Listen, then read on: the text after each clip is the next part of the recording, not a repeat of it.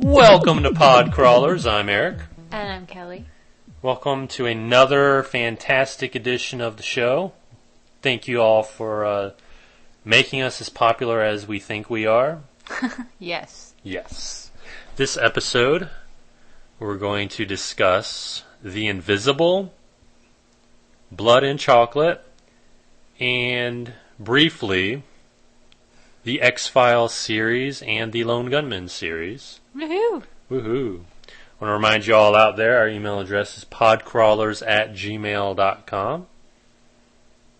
Alright. I guess that means we'll start off with the I couldn't think of a Invisible. seg. I was trying to think of a segue. The Invisible. What can you say about The Invisible? Let's say that, at least, I can't speak for you. I do most of the time, though, because... Yeah, you do. I wish The Invisible had lived up to its name, meaning a movie that no one could see. It wasn't that bad. But it was bad. As bad as Jumper. That is true. And I even remember saying that in the middle of the movie. Yeah, although I think it's on the same level of Jumper. No. Just being totally stupid. No. Yes. When I first heard that they were making this movie, it seemed intriguing, so I decided to read the book. Because despite popular belief, we here at Podcrawlers can read. We've mentioned it several times. Okay, good. It's a young adult book, and if any of you have checked out my profile on MySpace, you see that I am a young adult nerd. So, I read the book. I enjoyed it. It was actually originally a Swedish novel, and it was translated into English. The author, I forgot his first name, but his last name is Wahl, W-A-H-L. It's the same title, The Invisible. Basically, to sum up the movie more so than the book, it's about a teenage boy who kind of quiet, he's artistic, and basically what happens is one day he comes back after a bad incident. Don't want to give away too much. Lord, no. And no one can see him, and no one can hear him. And so he starts to think that he's dead. And then, stupidly in the movie, his bird dies and shows up on his shoulder while it's still in the process of dying. Mm-hmm. And then when it officially dies, it blinks into non-existence. So he figures out that he's not dead yet. Yes. He's a genius. So then he has to, kind of try and get someone. Which is a challenge because no one can hear or see him unless he...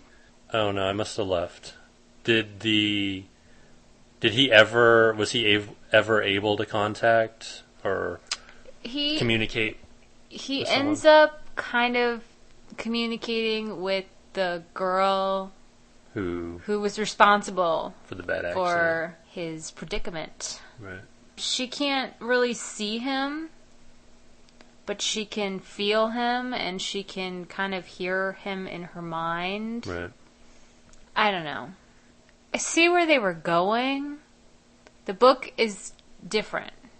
There isn't a person that can see or hear him. Right, he's in the book. He's alone. Basically out of right. luck.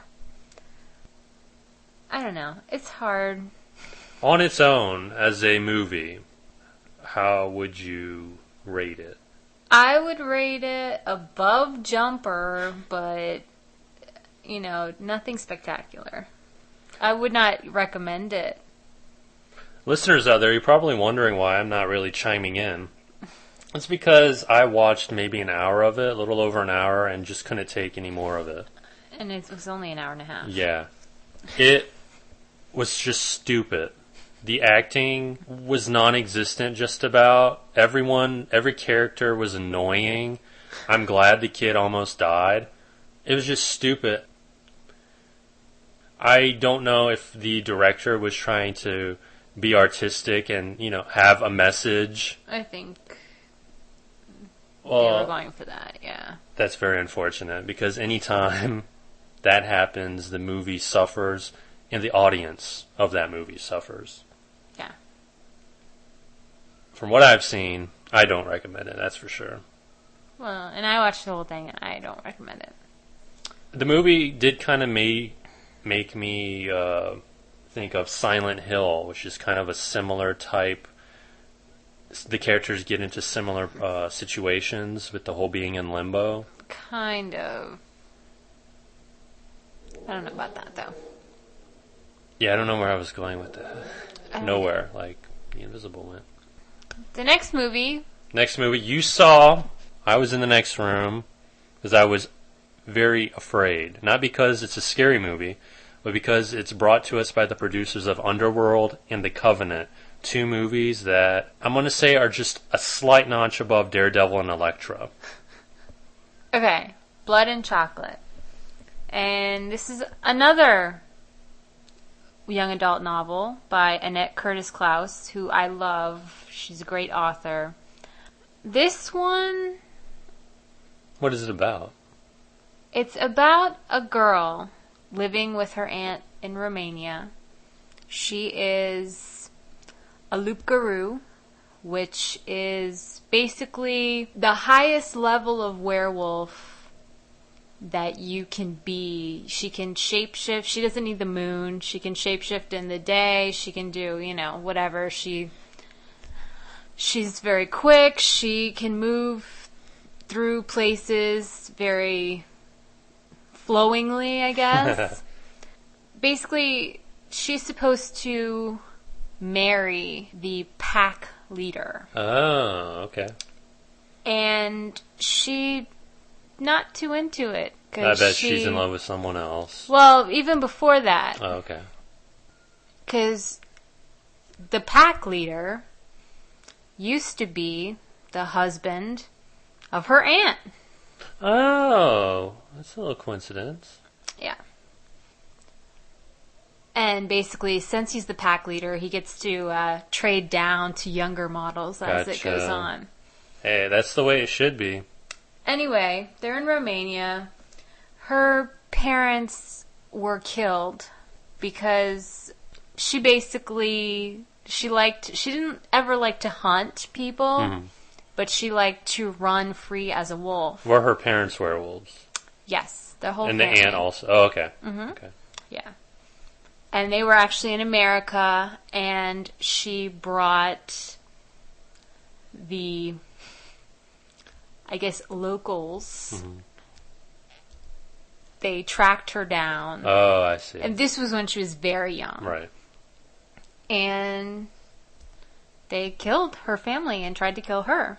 Okay. So she's the only one left, and her uncle, who now she's supposed to marry later, nice, found her, brought her to her aunt in Romania, and there she's grown up, and now she's like 19, she's hot now. Oddly enough, this kind of sounds like our relationship. A little bit. Are you my uncle? Maybe. You're creepy. Anyway. Alright. She meets this guy in Romania. He's also an American. Mm-hmm. And okay, it's kind of stupid. He creates comic books. All right? He draws So basically he's pictures. He's an out of work bum. He's had some published. Anyway, he's in Romania because he's doing a werewolf comic. Oh God, I'm glad I didn't watch this. It's not as cheesy in the actual movie as I'm making it sound. Right. But I was like, oh, come on. Right. And so, he's this artist, whatever. He doesn't know what she is. He's trying to teach her the Loop Guru, like, the legends. Oh, stuff and the she whole already time, knows, probably. The whole time, she's just like, yeah, okay, I am. Did she ever correct him? That would have been kind of neat if she was like, no, actually, I think it was this way. No, but there is one scene after they've been spending a little time together where he's saying something, and she brought him to an ancient, I think it's like some kind of castle in the legend. Mm-hmm. And so she starts talking about it, and he's just like, kind of like, oh, okay, so you know about this too. Right. Basically, she falls in love with him, even though she said, He's a human, right? He's human. So there's no twist. No. Okay. He's a human. And the whole time she's basically never been thrilled with what she is. She's never killed a person. Right. Her whole pack, like, what they do is if there's a bad person in the area, they kidnap that person and set them free, and the whole pack chases after them. That's how they hunt. Right. So it's kind of like they're doing their own form of justice. Right. Whatever. Anyway, her family finds out that she's in love with this guy. And the whole time there's this prophecy among her pack where she's supposed to be the one that leads them to the next level, pretty much. Okay. Everybody thinks it's her. That's why she's supposed to marry her uncle or whatever. And she wants basically nothing to do with it. She's fallen in love with this guy. Well, he finds out what she is because her family goes after him, and he ends up killing her cousin. Okay. So then the whole pack is after him. She saves him. It's just like this back and forth. It reminded me a little bit of a ripoff of Romeo and Juliet. Mm-hmm. Now, I read the book a long time ago, like way before they even talked about a movie. And there are things that I remember, but I think it was a very loose adaptation. Right. I was actually a lot more pleasantly surprised with this than I was The Covenant. I never saw Underworld, but it sucks. The Covenant always looked good. Yeah, that preview sold me. But when we saw it, total not so much. Bomb. See, this to me, I thought, well, God, the cover looks so stupid. Right. And even I remember the previews look stupid. But of course I wanted to see it because I've read the book. Right. I was pleasantly surprised. It was entertaining. It got me involved. It wasn't that long. Because even though it said it was like 102 minutes, it only ended up being barely over 90. And I mean, I'm not so sure I would go as far as to say I recommend it. Right. But it was definitely entertaining. It wasn't something that I was like, oh God, come on. Can this be over yet? So it just depends on if you like that kind of thing. If you like werewolves, I'd say give it a try. Excellent. So, all right. Those are Kelly's reviews. This there. is your episode. Oh yay! It'll be the least downloaded one of all, I'm sure. People love to hear your voice. Yeah, right. I do. Well, sometimes. Now for the next 10 to 15 minutes, we're going to talk about the X-Files and the Lone Gunmen. I don't know how we're going to cram in 2 series, 9 seasons of X-Files. Not really going to happen. So I think what we're going to do, we were talking about it, is that we're going to go back to the beginning of the X-Files and maybe review an episode of the X-Files during a Podcrawlers episode, maybe. something like that. Something like that. We're still working out the kinks. That's not going to happen for a little while, but we do want to do that. At least I do. Talk about X-Files more in detail. The X-Files as a whole, it's probably the signature show of the 90s. Yes. I think it sums up the 90s more than any other show, more than Friends, more than ER. It is yes. the 90s. I completely agree with you. I didn't even watch The X-Files. I mean, I had seen a couple episodes, but I had 2 X-Files shirts when I was, in middle school. The X-Files is a phenomenon at its peak. It was. And, I had really what the truth is out there. Right. I was like on one of my shirts. I'm just like, oh, okay, it's an X-Files thing. But I totally didn't know how in depth the conspiracies were supposed to be And how convoluted. And everything. I had no idea. Right. I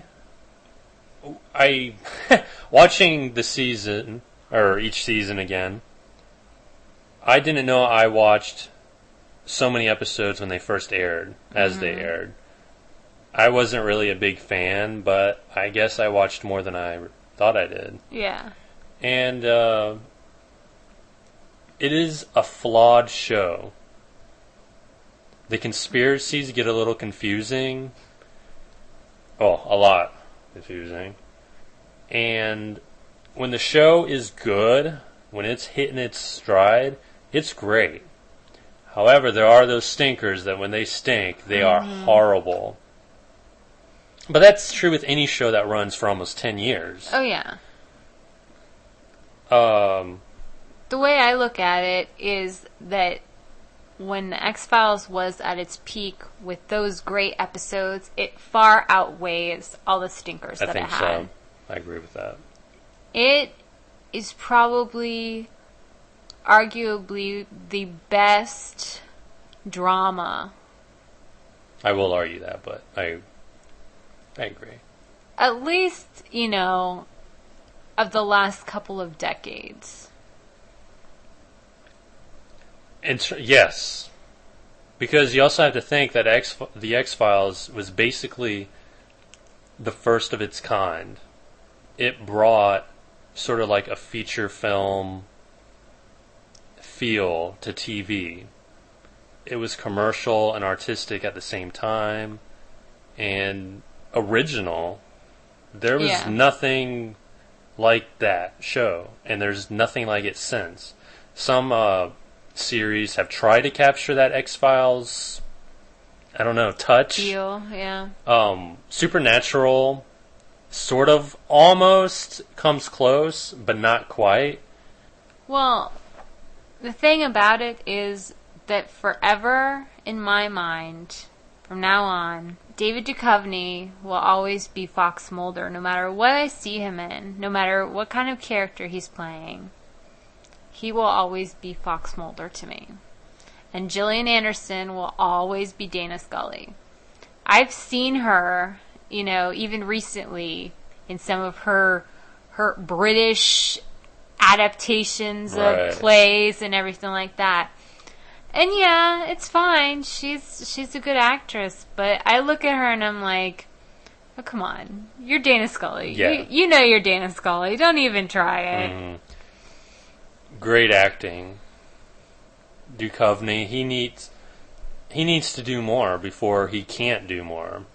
Yeah. The guy can just read a phone book and it would be engaging because he has that charm, that charisma. He really does. I mean, it's the charisma. It doesn't hit you in the face, but it's just engaging. And they have wonderful chemistry Mm-hmm. between the two of them. Well, yeah. I mean, the series lasted so long with them at the forefront. And then you also have to go to all of the other actors. I mean, The you supporting have cast. Mitch Pileggi. I love him as A.D. Skinner, Assistant Director Skinner. I think he's great. I think he really held together some episodes when they were falling apart, in my opinion, Last couple or seasons. could have fallen apart. Yeah. I mean, and it's not just the good guys that are wonderful. I mean, Mr. Nicholas Lay as Krychek. Nicholas Lay as Krychek. He's probably one of my favorite people in a role that he was in. I mean, he's also on Kyle XY as Tom Foss, and I watch Kyle XY because I'm a nerd. Anyway, I love him on that. Of course, he's kind of playing a similar type character, Right. where he's kind of, in secret alliances, probably with this person, and you can never quite tell if he's 100% good or... I don't think the producers of the X-Files knew that either. Yeah, probably I not. think they were winging it because just the quality of the episodes and just the storylines. Well, I'm talking about the whole conspiracy storyline. It was just so convoluted. And it kind of... Initially, that's why I really didn't get into the show, because I really didn't dig it. Yeah. I was more into the Monsters of the Week episodes. But when we were rewatching this on DVD, I was getting more into the conspiracy episodes. And that's how I felt. When I watched the few episodes that I had when it originally aired, it was, the ones that were the Monsters of the Week. I remember that, in particular... The episode with I forgot what it's called, but it's the Freaks. Oh, the one where they go to the Carney Town. Yes. That's a one. classic, That's yeah. always stuck in my mind, because I remember watching it when it first aired. It's one of those shows that just sticks out in your mind. Mm-hmm. It'll stay with you. Even if you didn't even watch a full episode, most likely you... If you grew up in the 90s... knew something. You would know something about the X-Files. We'll get more in-depth later on when we start talking about each season. I want to touch on the Lone Gunmen, which is a spin-off of the X-Files. It lasted only 13 episodes, unfortunately. Fun series. It really was. Yeah. Some of that, like with any series of any length, there's going to be a couple of dud episodes. The duds in this series, maybe I just wasn't feeling them. They weren't really horrible, but overall, I wish it had lasted longer. Oh, yeah. They're entertaining. The actors that play the Lone Gunmen are just... They're actors. They're fun. Yeah. They work very well together. You believe that this is who they are in real life. These are their character traits. This is their real personality. And I think that's why it's so enjoyable. Because it's like, hey, that's Langley. That's not Dean Haglund. That's Langley. Right. You just assume that they have to kind of be those guys. Like you want to see them hanging out, the three of them together, like when they're not playing their characters. Yeah. We'll talk more about the Lone Gunmen when the time comes. Yeah. If this ever even happens. Remember Asian A to Z? Oh, stop saying that. So, that's that. Yeah. Oh, one more thing. Yeah, go ahead. Quick. Yeah. Not to backtrack, but on the X-Files, I was not happy about Robert Patrick joining the cast. I think a lot of people were not happy. But after seeing seasons 8 and season 9, I changed my mind. I did too.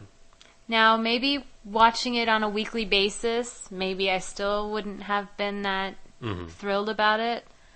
But, being able to watch like 4 episodes at a time or whatever, finish a disc, I actually enjoyed him. I mean, he's not Mulder, but they were never trying to make him Mulder. Exactly. And I think that's a common misconception. Like, they weren't trying to replace Mulder with Robert Patrick. Just replacing the character with another character. Exactly. Right. So, I just wanted to throw that in. Which we'll get to. We will. But I like Robert Patrick. Yes. Okay. Okay. Our email address is podcrawlers@gmail.com if you wish to send us an email. Thanks for downloading us on whatever you're playing this here program on. Until next time, I'm Eric. And I'm Kelly. And this has been Podcrawlers.